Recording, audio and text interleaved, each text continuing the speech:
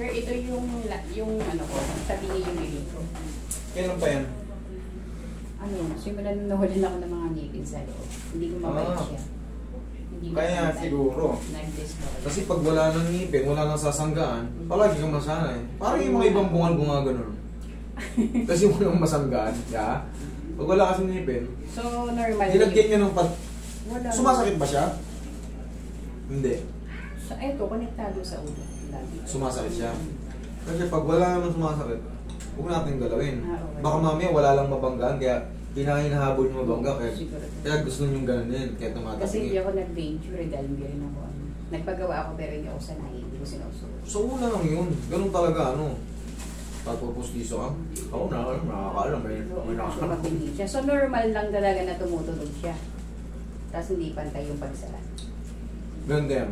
Nagiging normal yan kung nakakasanayan na. Kung walang hindi nagkikreate ng pain, pero kung nagkikreate ng pain, hindi normal yan. Yun na yung susi. Bigat-bigat sa... Sorry na po, Panginoon. Ito po. Mamaya ko. Naman. Ganyan ka, ganun. Ganyan, sarap. Ubus yung dito lahat para hindi masakit. Kumpara sa mga nagkiklicking lang. Kasi minsan, nasasanay nga, may malaking epekto rin kasi walang mabanggaan. Parang yung nakikita kayo ng matanda. Oo. Pag walang ngipin dito, yung clip niyang hinahabol ng gano'n. Kaso, siyempre, wala kang mabanggaan. Ang tendency nun, siyempre, sa araw-araw na gano'n, susunod na yung panga mo kung saan yung may nababanggaan. Kasi hahabulin mo yun, ginagano mo yun. Pagkakain tayo, lalo kung magkasalungat yung bagang, yung tatamaan, siyempre, hahabulin mo yung kagat na yun. Kasi nandun yung nandun yung tatamaan. Naiilang si Ma'am, di baguhin natin yung posisyon. Tsaka, nagkikreate daw ng awit dito.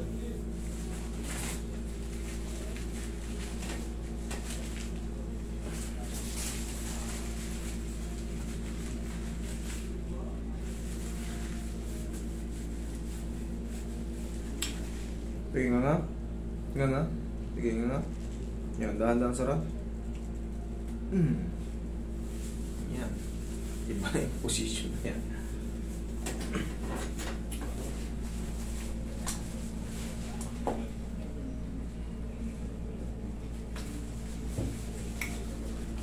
Okay, last. Nga nga.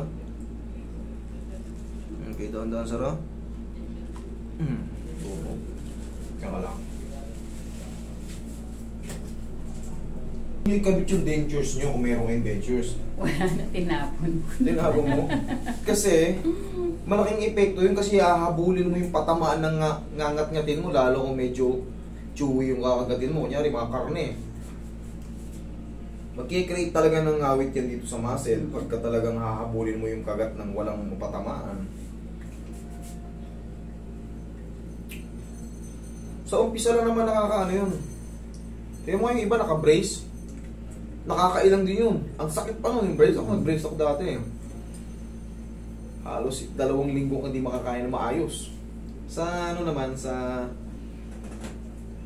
postiso naman, 1 linggo lang. 1 linggo na. Nakakakain ka na maayos kaso parang gusto mong palagi naiilang. parang ganun. Kasi sa retainer, ganun din yun eh. Pag nag-retainer ka, may kakabit na ano.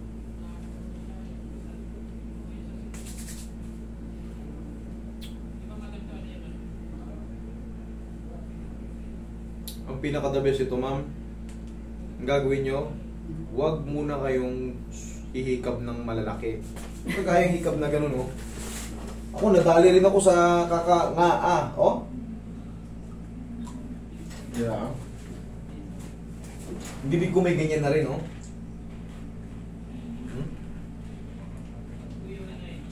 Kasi pag naglalak siya, bago mag-close, gumagalaw left and right.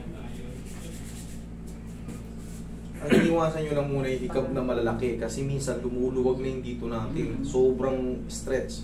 Yung mga hikab na hindi naman kailangan na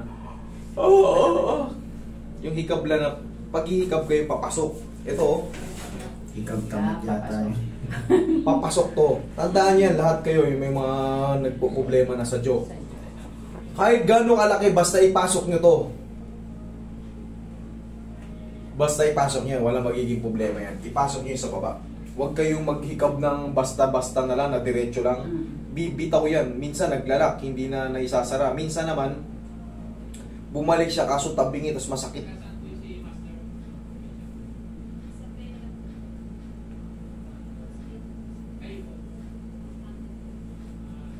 Interview na yung misis ko na. Alin pa, ma'am? Sakit? Wala naman. Ganun lang, tumutunog siya talaga dito. Okay naman, walang masakit. Wala naman. Oo. Minsan dito nga. Na-adjust na natin. Ganyan din na, pare-pares tayo, pero mahalaga walang sakit. Oh. Tumutunog talaga. Tumutunog talaga. Ha? Inaano ko lang kasi tabingin na. Yeah. Hindi naman eh. Pag nagsasalita ako, tabingin. Hindi. Tingnan mo. Sir, tingnan mo. Ikaw nga, sir, tingnan mo. Tabingin ng salitaan. Hindi. O dahil lang sa ngipin ko pataas dito sa baba. Possible. Yung dentures nyo, ganun, no? Mm-mm. Nakaganon. Hindi siya yung ganyan yung ngipin ko. Pantay-pantay. Yung dentures mo, paslant. Pataas, to tumaas. Yan. Mataas yung dalawa.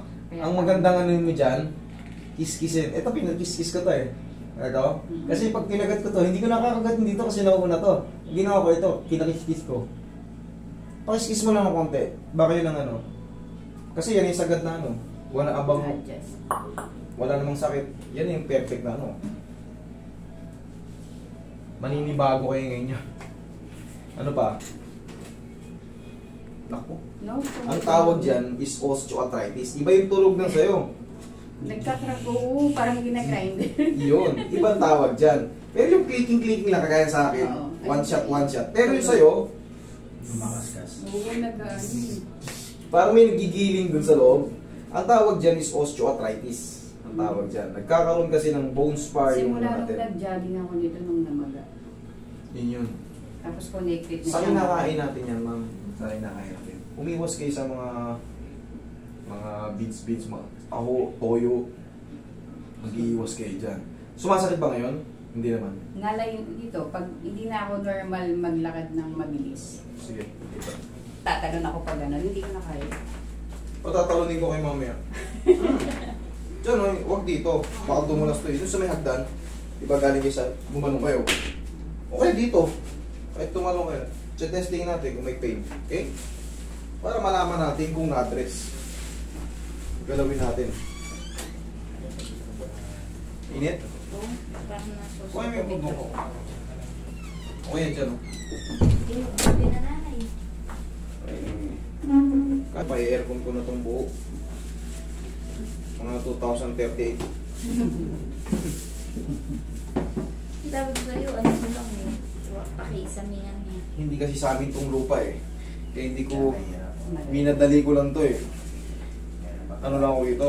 Squatting lang ako dito. Akala ko nga, nasa Cebu pa kayo. Nung nakarang nasa Cebu.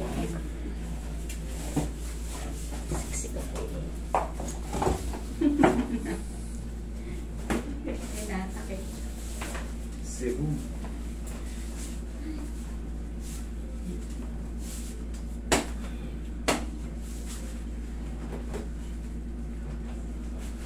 Okay na rin ano, Roy.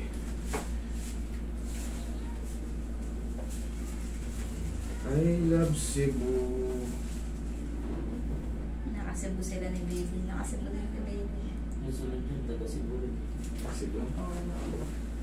Taga Cebu, hindi kami naabot dun sa Cebu. Nagpapila naman sila ng tao.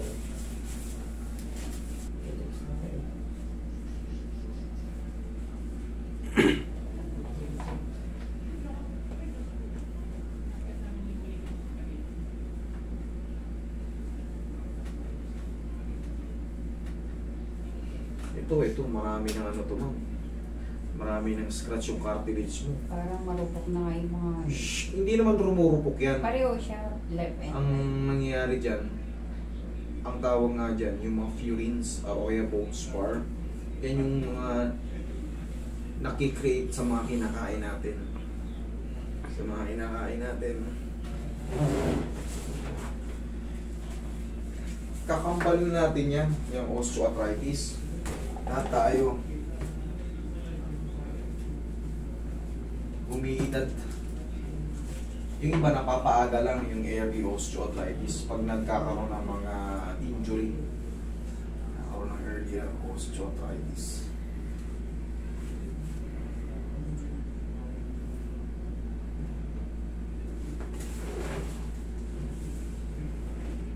Oh. Parang may ginagayat na ano eh. Sige nga, try nyo nga ma'am. Try nyo. Try nyo. Okay.